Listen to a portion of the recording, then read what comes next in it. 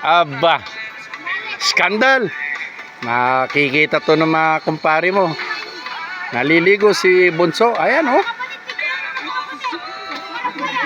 Sa ilog ng Batangas. Oh, yung magkapatid naman. Tawanan ng tawanan. Ayun, tumawa rin si Pango. Yay! Sabay sumimangot ulit eh.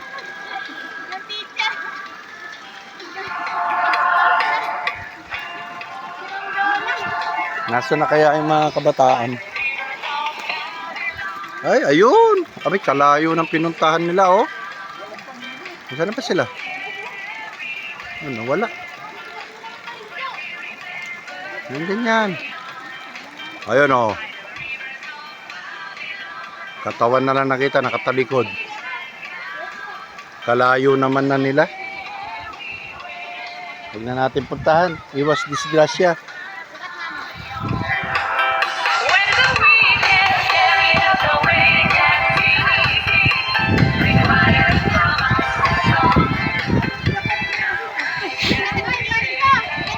Skandal sa Batangas. Ayan, nagsisiligo sila.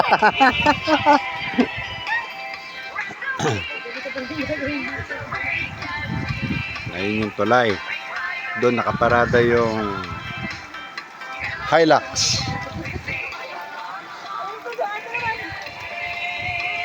Aba, kudkuran no. I kudkud you, you kudkud me.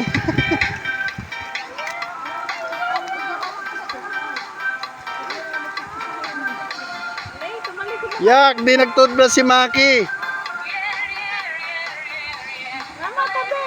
Yak, may ngipin na sira si Maki.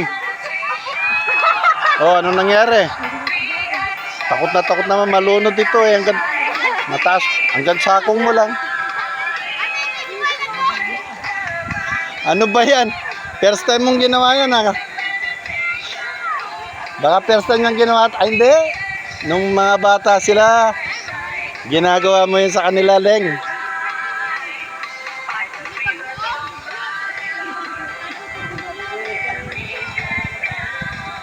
Kinukurot niya po yung dalawa, tay. Nako, palagay ko si Danny mas parating makukurot. Aleng, parang bumalik yung 33 years ago.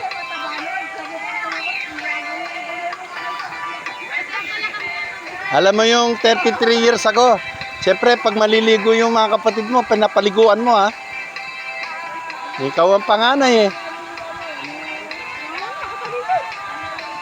Umarap ka daw. Huwag kang magganyan kung 33 years ago, pinapaliguan mo sila. Naulit ngayon, after 33 years. Kinudkod talaga yung mga likod nila eh. Yan ang magandang samahan sa magkakapatid. Napakasaya sa magulang ang ganyan. Hoy! Hoy! Kukudkod ka na, dito man nagbibidyo. Mabait na magkakapatid na ito. Mabait na pamilya. Unlimited supply of water.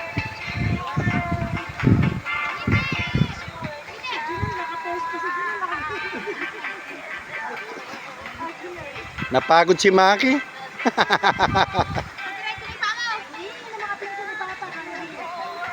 Aba, talaga naman ha.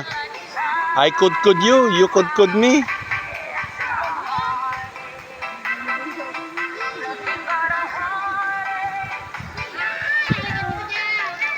Hop! Oh, anong dudukutin mo dyan? Tumalikod ka sa camera. Baka may madukot ka riyan.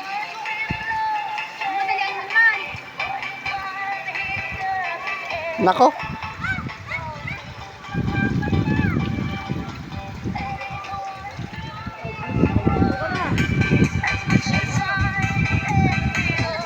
All right. We're approaching 5 minute mark. Diba? Ako lang pala hindi lumalabas ah. Yun, lumabas din ako sa video. Namula yung dibdib mo ba yaw?